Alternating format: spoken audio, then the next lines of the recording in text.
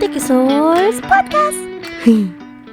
Hello, welcome back. Welcome back. This is the Thinkosaurus Podcast.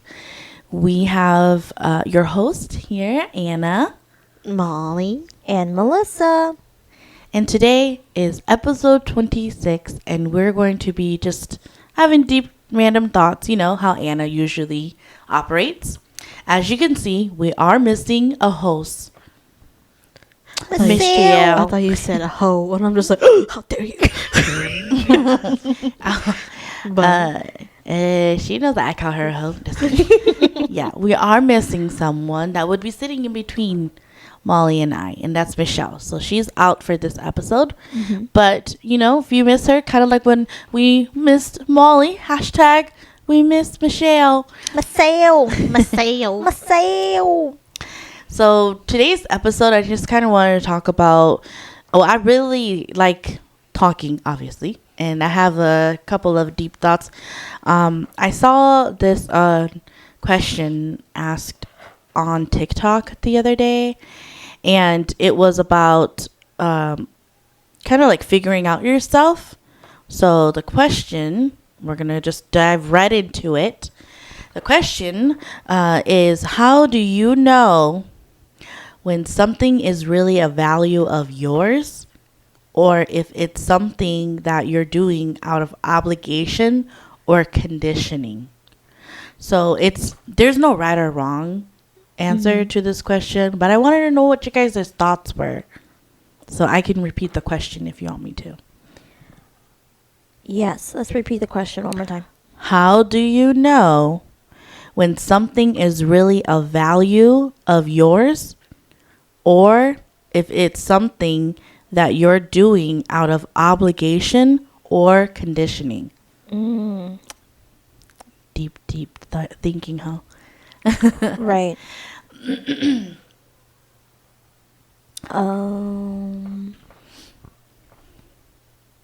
I think for me personally, I'm still trying to define that. It's still something that I'm constantly searching for, or not really searching for, but more of trying to learn to differentiate, learn to put that boundary down on that. So, like, for an example that I would like to put out there is serving others. You know, as what we talked about in previous episodes, you know, where we're born as Hmong women, and then especially being Christian on top of that, or grew up Christian, you know, you're taught to serve others. Do we like doing it, or is it because we were conditioned to do it, kind of thing? And so, yeah, it's hard. I would say a lot of it is out of habit of doing, you know, because you were taught that love is, I guess, action, I guess you can say. And so a lot of it is just serving others, kind of thing. And so there's a lot of times where I have to stop myself and be like, Melissa, you don't have to do that anymore. Stop. You know? They can get it themselves. She can serve herself, you know? Kind of thing. And so I think with service, that's one thing that I'm still struggling with, which is a good example on your question. So then would you consider it I think an obligation / conditioning, or it's really a value of yours? I think it depends on what it is. Kind of thing. Okay. Like, if it's because we're like at like either like a funeral or like a Hmong event, and I don't know these people, and I was only brought there to serve people, then that's when I'm like, no, I don't want to. I don't want to go. But sorry, I just heard Jensen. I don't want to. I don't want to. You got a little got a crumb on your lip. On the right side. On the top lip. Next to your cupid's bow. To the right. I didn't eat anything. Can I get your fingers? I can show you. Yeah. At least I don't put my finger on your lips, right? That You was get it? I don't know. There it is, Is right it there. that? Yeah. It was bothering me. I thought you got it already, but when I got closer to your face, it was still there. I don't know where it is. But like if it's actual like a family member that I love and that like I want to do it, I'm gonna do it. You know, so I think it just depends on the situation. But most of the time, yes, I will do it because I want to. If I don't want to do it, I now have. This is another thing that I had to come to realization of, that I now have the power to be like, no, I don't want to, and I'm not coming. So I'm not gonna there are come. some times where you kind of just like, okay, let's do it, and I'm looking at you like, you don't have to. Who, me? Yeah. Yeah. I was Because like, sometimes let's go. I feel bad, like especially like with my dad when he asks us to do some things with church still. Yeah. I kind of feel bad, and I'm kind of like, you know what? Okay, sure. We'll do it this one time. But like if you're going to constantly ask me, then no. Yeah, that's You how I know. was like, yeah. There are some points where I look at her and she'll be like, let's just go. And I look at her and I'm like, we don't have to go. Yeah, but I just feel bad, Yeah. you know. But me, I'm just like, no. And I'll do it once. Yeah, it's like, it's fine. I'll do it once. But if you're asking me to, like, for instance, when he Constantly. asked us to play for the mother church, I was like, yeah, okay. But, and then after that, he was like, oh, can you actually come and play for the South Region Conference? Oh, he did ask? He Yeah. did ask, but I'm just like, I'm Oh. sorry. And so I told Dad, I was like, no. And I'm like, does not any of the other churches have a band? And he was all like, yeah, I think like Texas or like Colorado has a band. And I'm like, But then I think he Then told I us that think- they don't want to, is what it is. or something like that. But I'm like, but I think you need to ask them because our time is done. I was actually an adult and mature with him, and I told him that like our time as a band has come to an end. Oh, where was I when you had this conversation? This is- it may have been that Friday y'all weren't there. No, Michael was there. Maybe you were Michael. gone somewhere else. I think you were talking to Nyan in the living room.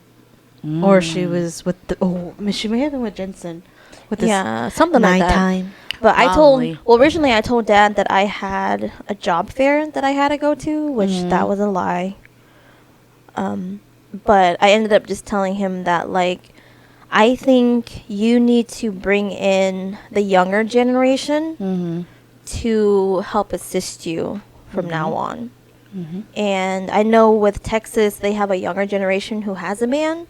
And so I think you need to ask them, because your children are in their mid 20s, early 30s. Old. Yeah, we're old. We should not be. I mean, we can do it, but it's kind of like you should leave that open up to newer, younger generation to come out and play for you guys. Wow. Thing. How did he take that? He was very, of course, disappointed in it. I'm trying to imagine.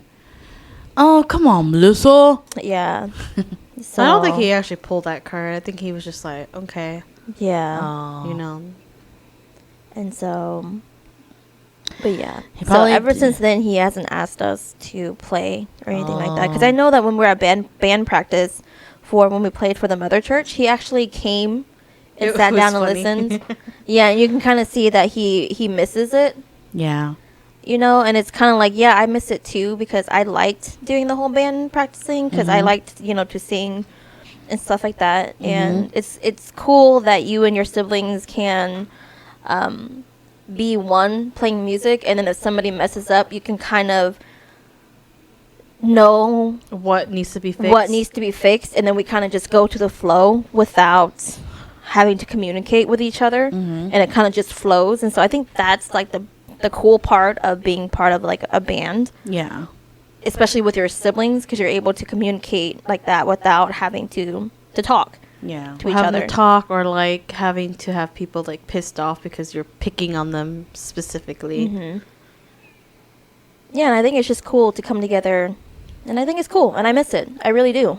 But it gets to the point again to where it's not playing for God anymore. It kind of comes to the point to where you're playing for your parents. Yeah. So that way your parents can say like, oh, these are all my kids and they're all going to play for you. And, you know, praise me because all my kids are doing it kind of thing. You know, it gets to the point to where it gets more, what's the word? I don't know. But you know, you get what I'm saying. Mm-hmm. But yeah. I mean, it was nice, yeah, for the church to be like, they don't need practice. They're good. In my mind, I'm like, no, we needed practice. It's been a couple years. Wow. But yeah, but you can see it on Dad's face that, you know, he really missed it, and that, you know, I think he also has problems of, you know, not letting go of things and like moving on from stuff. Mm-hmm. And so, yeah. It's like I said, it's just kind of sad in that I would do it for him here and there, but like if it comes like a constant thing, that's when I'm kind of like, no, we can't do it. So, yeah. So then, wow. Yeah. I would say then, just judging from what you're saying, I would say that service in general is a value of yours. Mm-hmm. Because you control that. So, Mm-hmm. yeah, I would say that service is a value of yours. What about you? I don't know. Molly's really good at saying no. Yeah. Okay, she's not like me where I'm a people pleaser. Yeah. Yeah, Molly don't care about that. No, I don't care. Yeah, Honestly. she'll say no. I can differentiate when it's obligation and stuff. Mm-hmm. But it's just, I don't think I have that value. You haven't got to that point yet. Yeah, of things that are value to me. Mm. So, but yeah, obligation and stuff. Yeah, I know that part. Yeah, I think I don't really have anything like Melissa said. I'm pretty good at saying no to things. I mean, there are some like things where I'll still do them. Like when Michelle asks me to like babysit while I'm working. Mm-hmm. Yeah, and there's some days where I'll just tell her it's like I don't really want to babysit. Mm-hmm. And she'll be like, okay, and then majority of the time, yeah, I'll do it, Mm-hmm. even though I don't have the time to do it. But usually they're just chill; they just do their own thing. Mm-hmm. But yeah, lately that little one has been wanting a lot of attention when he's here, so that's just another thing. But Especially with the kitchen. yeah, that's a He main really likes thing that where kitchen. he wants me to like play here, but really I can't because I'm trying to get stuff done. But other than that, yeah, it's the only thing that's been. That's my best friend. You see how he hugs me and holds me? Yeah. Yeah. I'm just like, what do you want? Oh. But yeah, I think that's the only thing that's been the only major thing that's been happening is that when she comes and asks me to help watch. But other than that, yeah, I don't think there's anything. Yeah. I think with you, I feel like since you're the youngest daughter, you didn't have a lot of what did we call it last time? What did you call it? Brainwashing. Yeah. No, I didn't have a lot of brainwashing, but Yeah. I did experience trauma just seeing you guys go through it. Yeah. So that I can tell. Yeah. To the point where I already know what I want. Yeah, where she says no. Where versus me and Michelle, I feel like we're still. You guys are still in that thing, but Yeah, from watching, people-pleasing. watching you go through it and everyone else go through it, I Yeah. already have my answers set. And Yeah, I my feel like you my and choices. Matthew are like that. Yeah, Yeah, I'm totally jealous. Yeah. Not jealous at all. I it's guess. like the other day. I don't know if I told you guys this, where Denahi, randomly at the dinner table, he was just like, "I want to dye my hair blue," Mhm. and then Dad was just like, "No, kids your age should never have their hair colored. It should always be the same." And I looked at him like, no, that's not up to you. That's up to Mitchell and and Denahi. That's between them. Mhm. That's their kids. That's up to them. If he wants Yeah. to and they allow it, then that's fine. Mhm. And then he'll look at me, and then just continue eating because it's just like I looked at him like that's not your choice to make. And I guess he kind of knows the way I talk to, where he knows I can say no. Yeah, I think he's coming to realization that he no longer has control over his kids Yeah. anymore, and so I think he feels like he's not respected sometimes. Mm-hmm. Sometimes I feel like he feels like that, but Yeah, because remember I said in the previous episodes, boundaries mean no love, no respect, which Yeah. is actually the opposite. yeah, Yeah, but I mean, yeah. that's good though. I said, not jealous at all. But you Mhm. know the whole thing where we people please. There's a thing for it. It's called the good girl syndrome. Yeah, the good girl syndrome. Yeah. Because we were taught, do you have to basically meet everybody's needs so you'll be a good girl. Yeah. And I'm like, Sometimes I try not to do that with Rowan, especially when he's throwing a tantrum or something, or Yeah. whenever he Wants a certain thing? Is it when he wants things? yeah, and then a or lot like of if he goes into conflict. yeah, and a lot of the things that was told to us is that well, if you're gonna be a good girl or a good girl, then you can get it, but if you're gonna be bad, then I'm not gonna give it to you. Yeah. Kind of thing. And sometimes that kind of rubs me The wrong way. sometimes Yeah. because it's like I kind of don't like that saying a little bit, and I don't know how else to try to explain it to Rowan, because you know how Rowan is. He's just very, once he goes off, Yeah. and I'm like, I can't really, because what if you say well, if you're gonna be a bad boy, then you can't do it or whatever, and then he'd be like, well, I'm gonna be a bad boy, I don't care, kind of thing. Well, Yeah. what if he says something along those lines and you're kind of like, oh, that doesn't work. Yeah. It's probably know? I have to remember to try not to Yeah. parent because obviously he's not my kid. Mm-hmm. But the only one time that I stopped him was because he got upset with Jensen because he was in the way of Mm-hmm. the fishes at mom and dad's house, and I think he got too impatient or too overstimulated, so he smacked Jensen in the Oh. face, and I'm like, Rowan, what? That's I think I said something like, hey, Rowan, we don't hit people when we're upset. Mm-hmm. And I was like, you feel bad, they feel bad, it's not really a nice thing to do. Yeah. And then he just kind of got embarrassed and then walked Yeah. away because I was like, and then I don't think he expected that because I was really quiet. I was like, Rowan, we don't do that, okay, when we're upset. We don't hurt people when we're upset. And he's just like, and walked away because Yeah. he didn't know what to do. Mm-hmm. But yeah, it's hard to not overparent, but I get what you mean. Yeah, it's hard Can't. to teach kids to not do that whole good girl syndrome thing. You know, oh, if I'm good, then they'll like me. Or if Yeah. I'm good, then I'll get this. If I follow all the rules, Yeah, then I'll get this. what I And want. In reality, it's kind of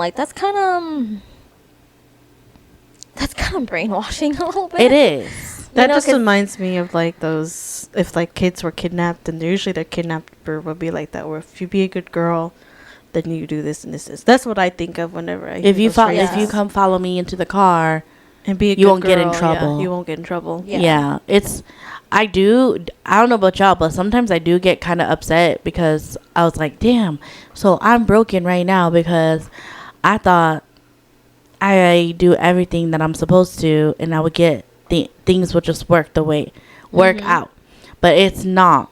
Right. Yeah, because all my whole adult years, being 31 years old now, and learning that people really just kind of figure out what works out for them and don't really follow all the rules, it really pissed me off. Yeah. Because of everything that I've been taught. It's if you do A, B, C, you will get D. And then I'm doing all that and I don't get it and I don't understand it. And then finally, I think somebody told me honestly, most people just cut out B and C and go to D. And I'm like, are you serious? And they're like, yeah, don't you know that? Yeah, I know this also goes with Liam, because I know Liam, he's starting to see that too. Yeah, and it's especially with his Matt. teacher. Yeah. Yeah, he's all like, I do what all my teacher says. I'm a good kid. But then one kid messes it up for everybody. Yeah. And then we're all punished. We Yeah. all get recess taken away. Yeah. Yeah. He's like, that's not fair. Yeah. And I'm like, oh. Okay, Mr. 10-year-old. Okay, Yeah. He's pretty smart. So He's like, oh, okay, you're Well, starting to he makes a good point because they Yeah. shouldn't all be punished for Yeah, it. he's like, why am I the one in trouble when I'm doing everything good? yeah. Yeah. it's like not like they can like have the students control that one student, Yeah. that factor to change the outcome of the whole class. Mm-hmm. Yeah, but going back to this question, I just think that's something that, because when I heard about this on TikTok and I read it, I was like, oh my God, that's like me. Because I actually thought about this in therapy, like maybe last year, because my whole life I've just, being as an older daughter, and Michelle would agree if she was here, she'd be like, yep. We're basically the second mothers, and we raise our siblings. And all my life, I've been told, hey, you are so good at babysitting. You're a natural. Yeah. Watch my kid. That's all I think of. Yeah. They're like, you're a natural. And so I pride myself, like my whole life as being someone that, which I shouldn't have even boasted about. I think I remember specifically saying at 13 years old, like, look, I can watch all 7 of these kids and half of them are under 5. I'm so good. Yeah. Like, I boasted about that, right? Yeah. Because I've been told that's good. And then just recently, like I said, like a couple years ago or last year, I was like, wait, because like nothing prompted it. I think I was just thinking, and I was like, am I really good at babysitting, or is it because the people around me told me that I was good at babysitting and I adopted that? And so I was like, dang. And then my therapist was like, you have a point. And I was like, yeah, because I come to a point in my life where I'm valuing myself more, and I want to do things for myself because I never got to do it. And I'm like, thinking about like, would I want to have kids? Do I not want to have kids and all that stuff? Because I'm like, do I really value raising children and everything, or do I actually, that's not me. That's Right. that's what everybody else's adopted personality of me. Yeah. So Yeah. that's what I thought of for this. And it really kind of just made me go, well, damn, then what else is not me? What is not actually authentically me? Yeah. That's like the John Cena thing where they're saying like Can't see me. how they were saying like he doesn't want, like he states that he doesn't want kids, but yet he's like doing all these organizations and donations for kids, and they're just saying, how come you don't want kids of your own? And I think he said like he wants to like value the time that he has with his wife, because I think his wife wanted ex-wife. It's now. his ex. Because she wanted kids, Yeah, and he because said she no. wanted kids and he didn't want any kids. But she knew that going in, Yeah. though, Yeah. the Yeah. relationship. So But I people think were like, she was trying to change him, his Yeah. ideas. And it's kind of like, well, it's kind of your fault, girl. You went in knowing that he Yeah. didn't want kids. But yeah, it's just kind of like, yeah, where he's like, he doesn't mind like the kids and all, but I don't think he wanted kids of his own. Because it's different. Yeah, it's different. Yeah, it's different when you have kids of your own.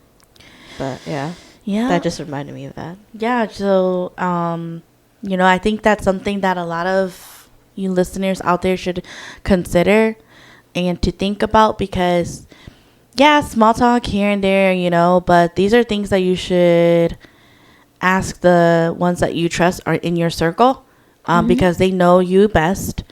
Or if you meet with a professional mental health therapist, maybe you should consider thinking about what you value, what's really yours, and because if not, then you just kind of go in blind, not knowing anything. And it didn't make me like hurt thinking about the whole babysitting personality.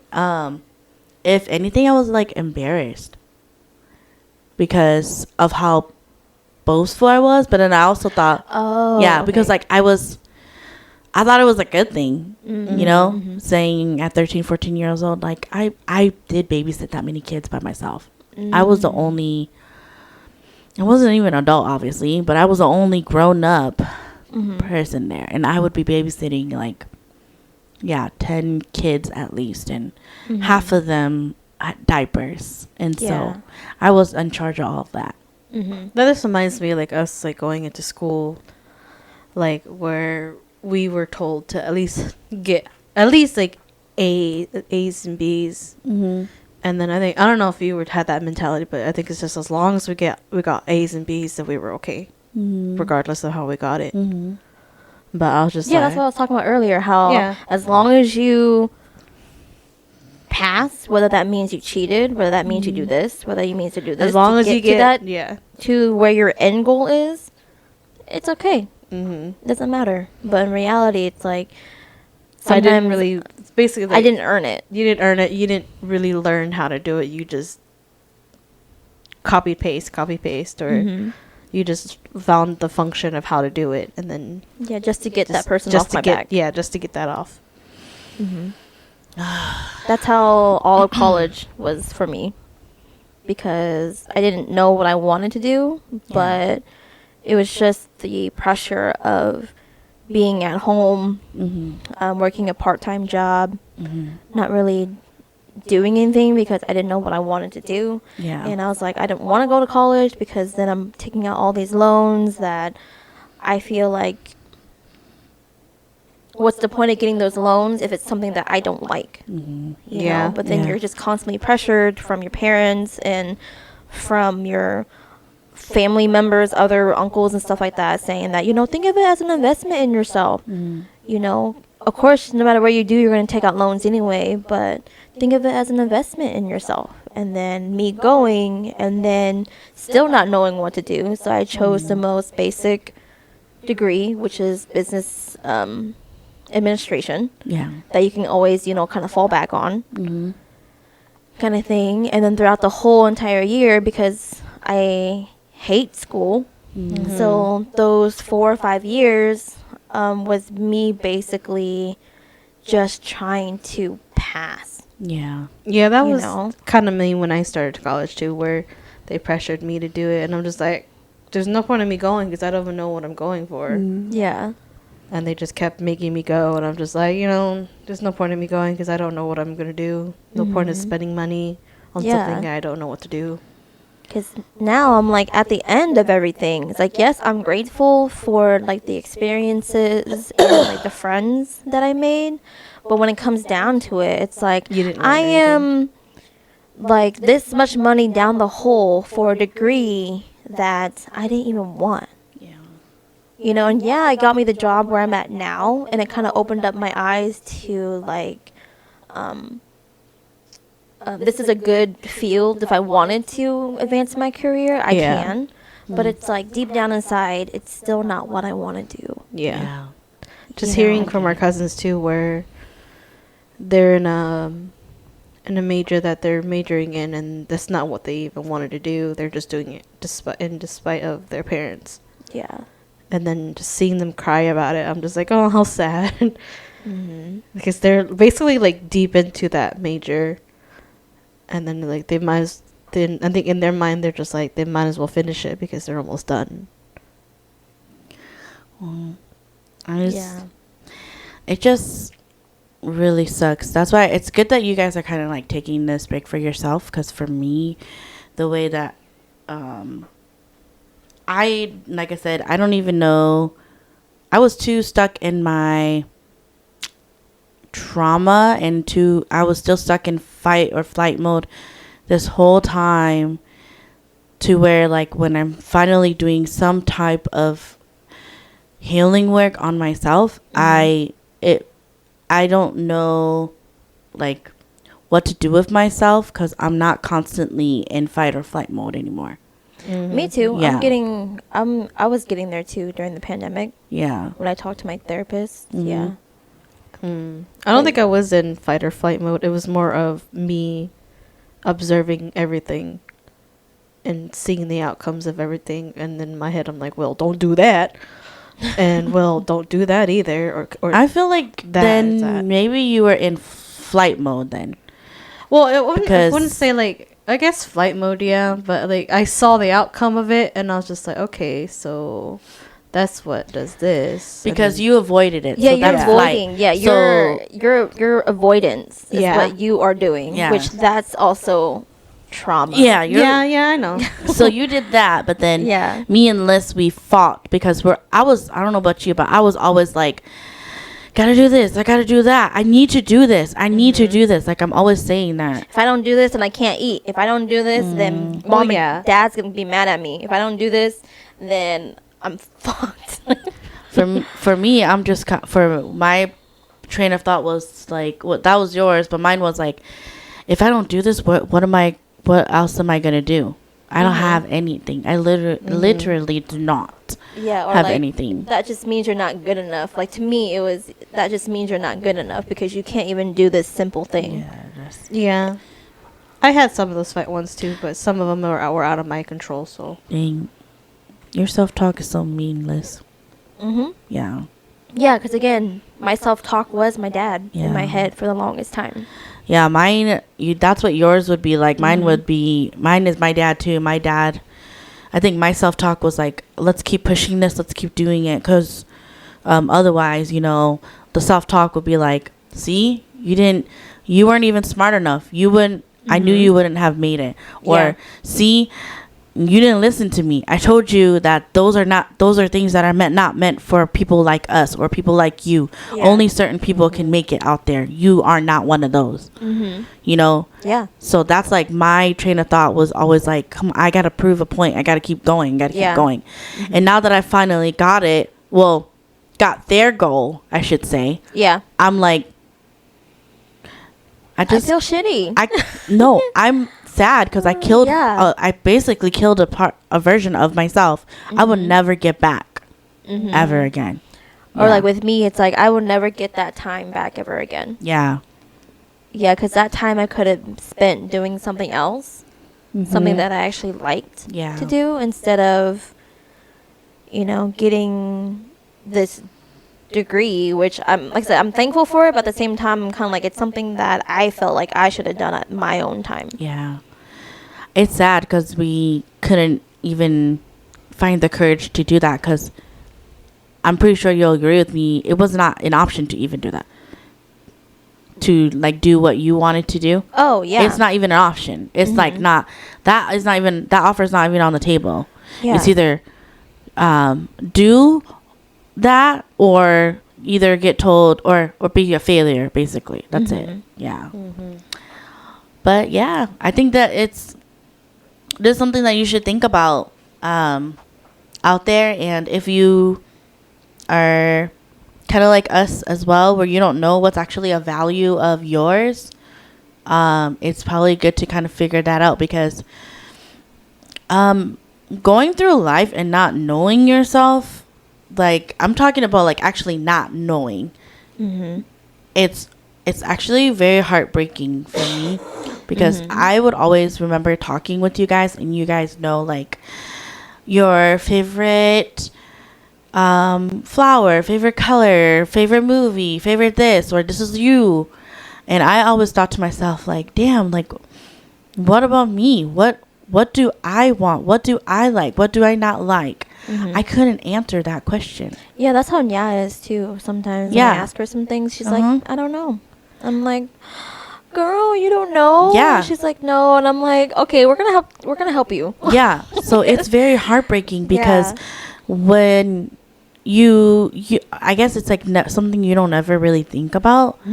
And now that I finally got to the point where I can say what I like and what I don't like, you do view life a little bit more differently. But yeah, before then, before I did any of the work on myself, I just kept saying I don't know, and then I would be like, well, there's this huge hole in me. Then what am I? What do I like? What I Yeah. So yeah, this is something Yeah. to consider thinking about. That's how I felt like during the pandemic when I was like struggling and fighting a lot with my dad, because it was a lot of like I didn't find peace at home because once you move away from your parents and you live on your own and then you come back to live with them, it's hard because you had all this freedom and all of a sudden you're back to rules and crap like that. And then you're back to where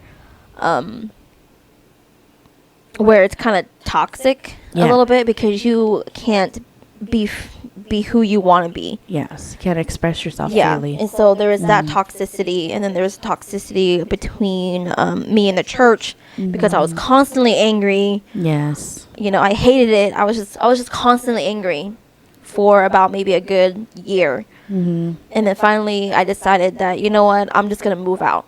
And so we moved out, and then after we moved out, and then now that I was sitting in my apartment during the pandemic, I'm just kind of like, what do I do now? Yeah. It was a lot of like, I felt like it was very selfish of me To move out. to move out, Oh. to choose myself over my parents, to say no to them a lot of the times. And so I felt very selfish, and at this time I didn't know that that's actually prioritizing myself. You're just putting a boundary down. Yeah, and so it, to me, it seemed very selfish. And so when I talked to my therapist about it, and I was like, I just feel like right now my life is nothing. Right now it feels empty. It feels like there's nothing there. Like I should be doing something, but I don't know what I should be doing. You know, because I don't want to continue my education right now, kind of thing, because I'm already in the hole, so many thousands of dollars, and I hate school. Yeah. You know, especially writing shit. I hate writing, and that's all your master's is writing. Your master's and your doctorates is writing. And I'm like, I hate freaking writing. Yeah. And so I told her, I was like, you know, I feel lost. I feel like there's nothing there. Kind of like you, there's a huge hole, and there's a big chunk of me that's missing. And I felt like technically it wasn't really me that's missing. It's, what is it? It feels like it's my old self that left, or like it's gone. Yeah. And now I'm like, who am I now? Yeah. You know? And then that's when she was like, you know, have you ever thought of not seeing that as a bad thing? You know, she's like, you know that, like, maybe this nothingness in life is something that you need to appreciate more, you know, because your life was constant serving others, doing this, doing that, constantly doing other things, that now that your life is finally at, you think it's the low, but in reality, it's not. Reality is just you Being at peace. being at peace and finding that peace and enjoying the nothingness of life. You know, and so I think that's what you are overthinking too much. It's because you constantly need something, but now that you don't, you feel like you're missing something, Yeah. kind of thing. And so that's why when my uncles and them, every time we have a stupid family meeting and they ask, you know, what's your goal, Melissa? Yeah. And I say, nothing. Yeah. Like, to enjoy the nothingness of life. They kind of like laugh or like snicker about it. And I'm like, bitch, it's true. I'm tired. I'm Yeah. only, because they're like, but you're so young, Melissa. And I'm like, I don't care. I want to enjoy the nothingness of life, okay? I kind of just, I don't want to do anything. If you were me, Okay. you would be like, I don't want to regret when I on my deathbed. I don't want to be the one saying, "Oh, I regret I didn't do this or that." That's why I'm doing nothing. Yeah, you know, Yeah. because they're like, why don't you get married? Why don't you do this? How don't you have kids? You're already 30. Why don't you have kids? And I'm like, do you not understand that I've never had time to myself? And then if I brought kids into the world, that means that, like, I have to take care of them. Yeah. Plus, you'll be know? doing them an injustice for not being Yeah, in like- the right mindset. Yeah, and I'm just like, right now it's just me, you know, and I want to be selfish with that time because before the pandemic, it was others, you know, now it's finally me. And that's what I'm valuing the most right now. Is that. I think it's also because that the way our mentality is there, where it's just we're just working on ourselves. I can kind of see that the the uncles and aunts kind of just don't really want to talk to us Yeah, because we're on a different level from what they think we are on compared to like their kids, and that we can choose our own choices regardless of the outcome of other people. But yeah, I think like we broke the cycle, and so they know that we can't like they can't control. they can't control, have no control. or say anything to us anymore. Because I can see it like when we had those events where they oh yeah, definitely avoid- it's awkward. they don't really talk to us. Like that one time where I think we were trying to sing one song. He's like, "You think you could do it?" I'm like, "Yeah, it's just karaoke." It's a Queen song. And what's wrong with singing Queen? Yeah, it's just Queen songs are hard. And It's karaoke. who cares? My dad would totally kill me because I'm such an embarrassing nya too. And I join in with them. But listen, this is some my chill nya, I think we okay? ended Like up- the new generation. Yeah, I think we ended up Yeah. singing it anyway. Yeah. Yeah. It's just Bohemian Rhapsody. It was come just on. Bohemian Rhapsody, and I was just like, it's a karaoke song. Yeah. Chill. You should be happy that your nyas, your daughters, and them, they're all happily expressing themselves. Yeah. Because them sitting there silently doesn't necessarily mean that everything's okay. Yeah. I don't know. Sorry, I don't know what she was doing. But I was trying to flip my leg on here, but my fat self, my leg wouldn't come off. Oh my God. So I had to manually she looked like a grab fish it. out of water. Like Oh my God, I kettle. I had to manually grab my leg and lift it up because my fat self couldn't lift it up. Oh my God. Okay, continue. I was just saying that those aunties, sisters, daughters, all of the majority of them, or actually I should say our Hmong brothers and sisters, the ones that sit there silently, doesn't always mean that they're happy, because they could also be lost and feel like they don't have any joy in their life. So the ones that are loud and they express themselves respectfully, of course, like us. yeah. You should, I feel like it would be nicer if the OGs, the aunties, uncles, the mom, dads, whatever, were more appreciative of it. Because it should be like, oh wow, they get to express themselves, they're happy, you know, I'm so happy for them. Yeah, Yeah. You know? because even when we were karaokeing, like when the parents weren't there, Mm-hmm. they enjoyed, like the cousins, yeah, they enjoyed themselves. They were having fun singing, and then when they OGs came to sing, we just kind of they kind of just went back into their like You can tell. quiet, reverted self. Yeah, see, it's just, I mean, there's nothing wrong with expressing yourself. I don't know about you, but sometimes when I do get really deep in my thoughts, and I think back of like when we were children and we give no fucks about what people thought about us, and we just did whatever. Yeah.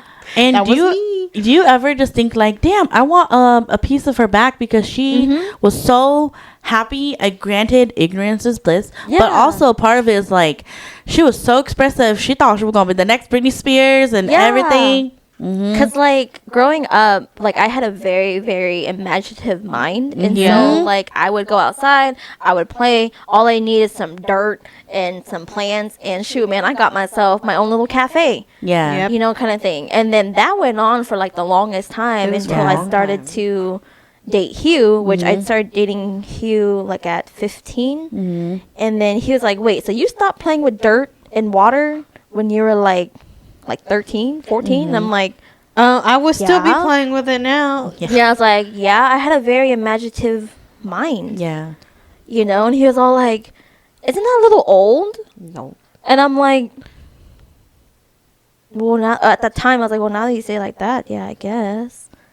But now that I think about it, and I'm like, bitch, I'm still doing that. I'm still doing that with Jensen. Yeah. and, you know, playing around and being imaginative.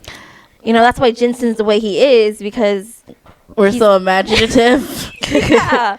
Because sometimes he'll do his own thing, and sometimes I'm like, wow, boy, you're very imaginative. Yeah, because I remember when I was younger, I was very loud, and I was very blunt with people.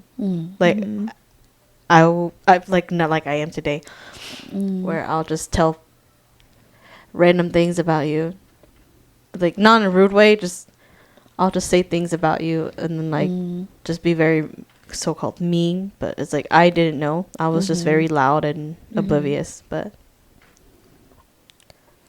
I mean, I'm still like that, but not as crazy as I was back then. I just always think back to that because I didn't care what anybody thought. And I think that was pre-puberty.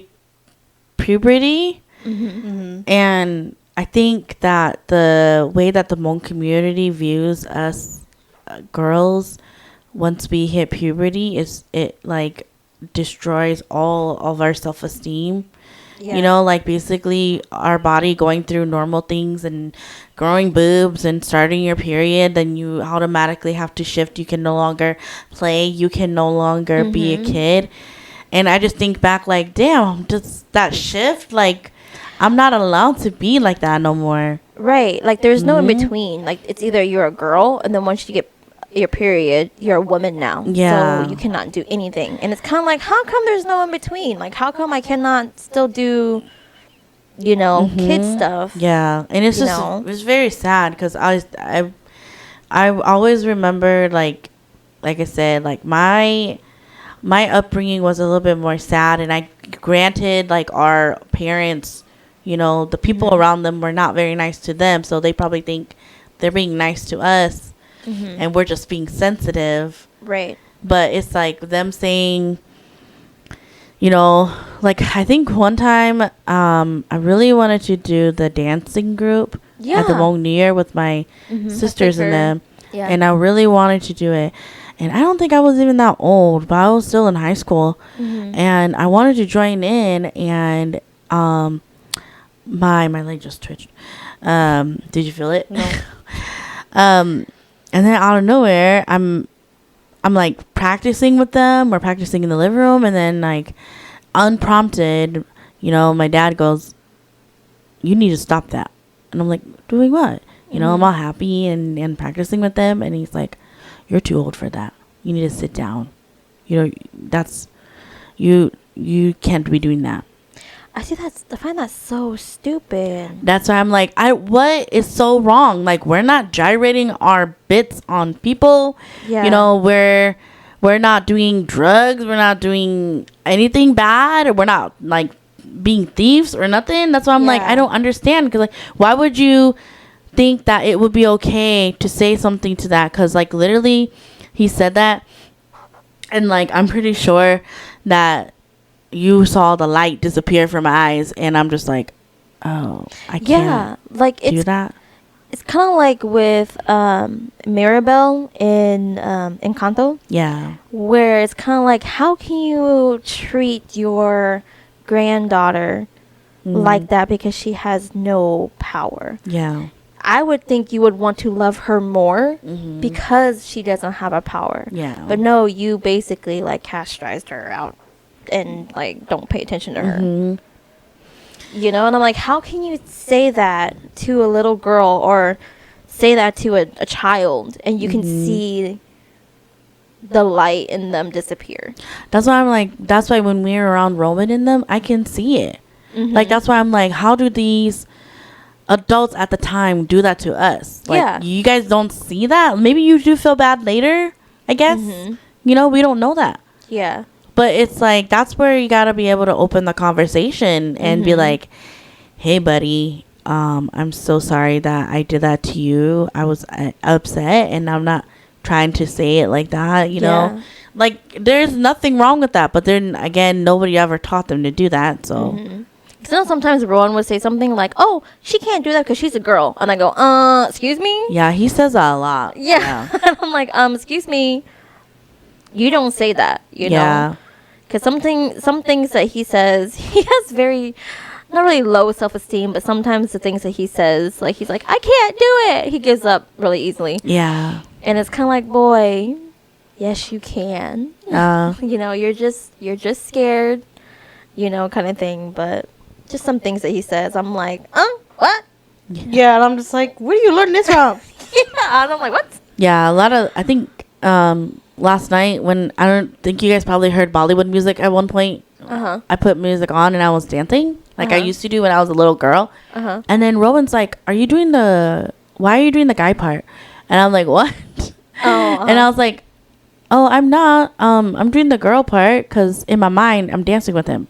And then he's like, oh, well, I thought I saw you do the guy part. And I was like, well, if I wanted to, that's still okay. But I'm the girl. He's here. You just can't see him. Yeah. That sounds crazy. Yeah. Yeah, but yeah, just like, how can you do that? Not even to like a child, but to like another human being. Like, how can you do that and diminish their light like that? That's what I'm saying. So I think I cried. I think I just kind of like softly cried to myself, and I was like, okay, because like I've been told, like as an older daughter, the eldest daughter, you're always being told to just dim your light all the time for your siblings or for other people. Like I would always be told to, oh, let them win. They're younger. Let them do this. Let them do that. And I'm like, well, when the hell am I gonna get my damn turn?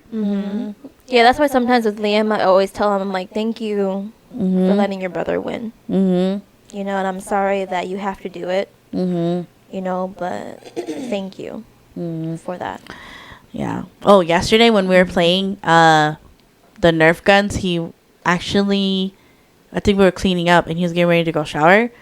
And he turned to me and he goes, Auntie Anna? And I was like, yeah. And he goes, thank you for playing with me. And I was like, okay, you're welcome. Go shower now before I cry. Yeah. But again, it's like, how can you do that to another person? I don't understand. It did not take Mike and us long to play with the boys too, so that's why I just never understood why it's. Yeah. I don't know. It's just hard for me playing hide and seek with them, okay? Because I'm a bigger person and there's no places to hide. Like that's like when they shot my butt because that's what sticks out from me hiding. I was just remembering of her hiding spot. Was it under the blanket or was it again? It was literally, she laid on the bed like this, like her foot was still on the bed, and she laid like this, and she just had the blanket over her. Stupid. And they only gave me 10 seconds. And then you could see her giggling underneath the blanket because the whole bed's shaking. So it's shaking like this? Yeah. And like the way she laid, her stomach was sticking out so you could see that she was laughing because you could see the shape of her belly. Because you know how your belly reacts when you're laughing, right? So it's like moving like that. So you could see everything underneath the blanket. That's what I think. So then she was shaking like this. It was like she was like this, both arms up, and then you could just see her stomach moving. Again, they only gave me 10 seconds. I felt like Chihiro in Spirited Away when she runs into Bo's room and she's trying to find somewhere to hide. And then she just jumps into the pile of bears. That's how I felt like. Okay? Oh my god. 10 seconds is too short. But yeah, I just think, I don't know why he said that to me, and I at the time just was very hurt, obviously. But now that I see it, I can't put an explanation to it. But yeah, I can't see myself saying that to my nieces or my nephews, saying something no matter how that old mean. they are. Yeah, I don't think I could ever say anything like that. So, because it just reminds me of Ryu. Oh. Yeah, and I'm like, how can you say that to him? How can you limit? Because that's how his personality is. But you tell him that he can't wear a certain thing. Yeah. Yeah, because when he told me that, I was like, he was so sad when he told me that. And I saw, again, the light kind of, like, dim from him when he told me that. And I was like, they told you couldn't wear a dress? And he's like, no. They told me I couldn't wear a dress, so that's why I'm in a pantsuit. And I'm like, what? Yeah, I don't think I would ever understand, but people will show you themselves, their true selves to you. I forgot what the saying is. It's like, when they show themselves to you, Are you talking about Maya Angelou? yeah, you know what I'm talking about? When people show you who they are, Mm-hmm. believe them. Yep. I only know that from Medea. 'Cause she mimics her all the time. But that's true. Yeah. Because it's kind of like, you know, that's how they are, I guess. You know, and if it's always going to be through their actions, if they really are trying to change, or if they really do feel some type of remorse from how they acted, then they would approach you, you know. Yeah. Oh. Because it also reminds me of Tom, too, when... Because I would always see that I always thought that he thought that we were, like, us siblings were just so freaking weird. Yeah. Because he would always just kind of sit back and watch us be stupid and kind of just, like, laugh at it. But then also you can tell that he was kind of, like, enjoyed guarded. it. Yeah, he was kind of guarded, but also he enjoyed it. And then when he finally told us his story, Yeah. I was just like, oh my God, I didn't know that. I always wondered why you kept buying me Christmas gifts. Yeah. You know, and then- hearing- yeah. Oh, continue. Oh, I was like, and like, it would always be like one Christmas he'll buy me something, and then I wouldn't buy him anything. And then the next Christmas I'll buy him something, and then he didn't buy me anything. So we're always like missing each other Yeah. until he finally told us his story. And I'm like, oh my God. Yeah, it was so. I'm just like. I didn't know that. I think Alicia's kind of like that too, because that's why she's kind of. I want to say awkward, but she just likes to sit and enjoy us talk. She likes to watch us talk when we're in conversation. You know, I actually had a conversation about my siblings about that. How, obviously, how you're raised, how you interact with your siblings. Mm-hmm. And so you guys act all derpy with each other. And then obviously for Tom and his siblings, I don't think they have any interaction at all. Right. Mm-hmm. And then for my siblings and I, we are super affectionate. And we have, because I live on basically the other side of town, from my family, so much that when we do see each other, I think because we are already affectionate people. I think I had recently had lunch with them. The first thing that we did was we hugged each other without asking. We, you know, I just saw my brother, and then I was like, "Hey, you look good. You're all dressed up." And he was like, "Oh, I have to." Because he works in an office. And then I was like, "You look good." And then like we both instinctively reached our arm over and hugged each other. Oh. Yeah. So I just think it's interesting, and then hearing from siblings that do nothing but, you know, fight and argue over each other, and yeah, Because I feel like with us, we're derpy, but like instead of being affectionate, that's how you guys love each we other. buy shit for you. Yeah. Like, We're very oh, gift giving. Yeah, we're Yeah. always like, oh, here, I bought you, It reminded me of you, your stupidness. Yeah. Here you go. Yeah. or like, here, I bought you a bag of chips, or if we're going out to eat somewhere and I'm like meeting you or whatever, then I'll probably have bought some type of food already for you. Yeah. Our love is food. Food or acts of service is what Yeah. you guys And are. so, yeah, we're not affectionate like that, like physical affection, but it's more of, I'm going to go grab food. You want something? I'll just go get it. But then again, I think that's how your parents were. yeah, that's how though. mom and dad were. They weren't really affectionate, but they did buy gifts. So if you think so, you're just kind of following the only love language that you guys Yeah. knew, which is acts of service and gifts, versus like, you know, Tom's probably just used to no interaction. Like majority of a lot of traditional OG parents, they have no PDA, like not even Yeah. holding hands or anything, you know. Yeah. And then you guys, yeah, your parents do that. And then for us, our parents, they were very affectionate. Like my mom would always be like hanging off of, kind of like what I do with Mike right now, hanging off of his neck all the time. Like my mom would do that. Yeah. And then I was always used to, my dad would like affectionately like slap her butt, whatever, like kind of be dumb, like that Yeah. too.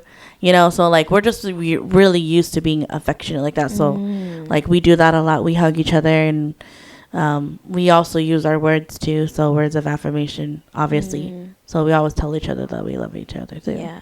So Because this also reminded us of, I don't know, maybe it's just our aura. I don't know, but apparently like speaking to Bao about this too, and she's all like, you know, I feel like you sisters and your guys' family have like a healing aura about you guys, and you guys tend to bring broken people in Yeah. a lot of the time, like especially with kids. Mm. You know, because growing up, we had a lot of kids from like across the street, like Koo and them, who would always come over and hang out. They would always think that we're freaking weird, but they still stick around, kind of thing. And so it would always be a lot of, I guess, people who are able to be weird themselves and like stick around with us, kind of thing. And so I never really thought about that, but until Bao said that, I was like, you know what? That's actually kind of true. We do kind of bring in, attract broken people, I guess. But yeah. Yeah, that So- reminds me of my boyfriend's sister, where she was talking to me that one time at a party, and she's like, "I like you," and then in my head I'm like, "I only met you like a few times." I think it's just the vulnerability that we have, that we give off. You know, because you know how some people you can just tell, like there's some people that you can just vibe with. Yeah, because I was like looking at her at the party, like I could tell that she wanted to talk to me, but she was kind of hesitant. Because I guess the times that I was over there, she kind of saw that I was very interactive with them, compared to like the other girls, I guess, that she's seen that comes over. And so she's like, "Yeah, I like how you interact with our family and all." And I'm just like, "Oh," I'm like in my head, I'm like, "I only interacted with y'all like twice." But okay. Probably to them it's a lot. I'm pretty Yeah, sure, 'cause- compared to past people. Well, it's just like what Yeah. people say, you know, actions speak louder than words. Yeah, because like their family dynamic, whereas the ones where like they kind of stay in their room and kind of don't interact with each other a lot. So, but yeah, Yeah, I don't know. I just think it's very interesting seeing the different dynamics of siblings. But yeah, that's just you guys talking about them, Tom and his siblings and stuff like that, and how you guys interact. I just thought about that encounter I had with my siblings, because the first thing we did was yeah. yeah. It's hug funny each because other. yeah, at least like when I'm like on food dates with her, she'll just sit there and smile at me while I'm talking, and it's like it's Aw. awkward, and I'm like, she's like, "Don't mind me, I just enjoy hearing you talk Oh, and like ramble," and I'm just like, "Oh, okay," and I was just like, it's kind of awkward now that you told me that, but okay. if it was me, I'd be like, good, okay, take notes. I think it's because yeah, we were talking about. I'd be like, good, take notes. Take a picture, it'll last a little bit longer. I think it's also because we were in a public area and I was just Uh-huh. rambling about random stuff, regardless of where we were at. Yeah. Because she was just curious. Because that was when I was talking to her about I think before me and Rod were a thing, and she was like asking me about these questions, and like, and how like the situationship was and everything, and I was Yeah. just like telling her the deets and everything, and she's just in there like, okay, and then she looked over because there's a table next to us hearing me talk about all this, and I'm like, yeah, they know what I'm talking about. But yeah, it was just funny. They nasty too. They just don't say it out loud. Yeah. So we just speak really loud and don't care. They nasty too. Everybody's either thinking about sex, money, Yeah, because that or was sex and money. yeah, because And food. that Food was too. the waiter. Food, yeah. I think the server kind of was listening too, because he'll come around and like the restaurant's kind of quiet, and so I was pretty loud, and so like And then he put his in my. And then we. it was at Soul Bistro, so it was that same guy server that we were there. That guy. That guy. That's why I said he's always here when I'm here. Oh So my that's why I said- god. That's why I said. He's probably like, that's the girl who publicly talks about her sex life. She like it enough. Cause like And then yeah, because I went there with Rod like a few times, and he Uh-huh. was serving there too. So he's in his head, he's probably like, "Oh, that's the guy she's probably Yeah, talking like, oh, about." okay. And I was just like, "I'm pretty That's sure the guy this that guy likes knows." his button pressed. So I was like, "I'm pretty sure that guy knows a lot about me just being at that Oh. restaurant." And I was just like, "It's okay." Like, I only see him like once a month. You need to go visit Alicia. You need to go back and visit. She's still out of town. I think out of town. Usually when she's Oh. in town, she'll tell me, and then we'll go out and like do like a dinner date and stuff. No, I think like she meant like in Minnesota. Yeah, Oh, Minnesota. Minnesota. Yeah, That'd like be fun. yeah, just go there and hang out. Yeah, that'd be fun. Oh yeah. Yeah, force Liz to come, and then she could probably go hang out with Pafua. Oh yeah. Yeah, depending on if she's available. Yeah. You guys go do your thing. Make her drive. No. If it's a 10+ hour drive, No. excuse me, you I are meant doing- like Alicia drive. 'Cause Oh, I was like, I don't know how her driving skills are. Oh, I don't know either. I don't know. Well, I think this is like probably a good stopping point for today. We went a little off topic, but not really too. You know how it is with Anna's random thoughts of the day. But yeah, so I'll leave you with a little bit of tidbits here that don't let anyone dim your light. Kind of like what my bestie Lawrence said. Bloom where you're planted, literally. And just know that if you don't know what is also a value of yours, that's okay too. Love yourself, be kind to yourself, and that's probably just it. So Don't be diminishing other people's lights. yeah, Okay. yeah, That's like rude. Miss Tab said, don't if you're not happy, then that's your business, but don't you go messing don't go messing with someone else. Oh my god, something like that. That's what she said. Look it up. It's all viral on TikTok and Yeah. everything. Don't be messing with them lights. Yeah. okay? Don't mess with anybody rude. else, Be kind. Because literally, as cliche as it sounds, life is too short. And the time that we have alive, we need to cherish it. So, all right. Well, this will be the end for real. So, if you guys are interested, subscribe. Like this video, comment below, and follow us. Yeah.